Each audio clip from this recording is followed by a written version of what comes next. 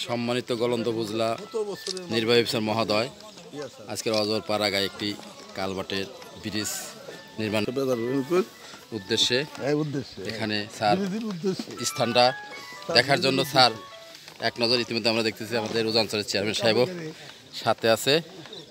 ঝুলন্ত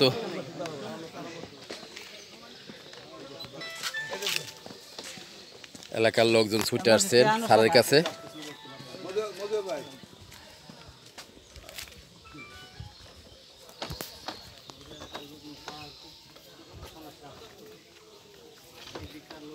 খুব কষ্ট, খুব কষ্ট।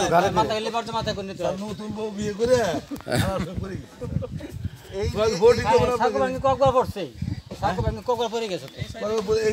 বউটা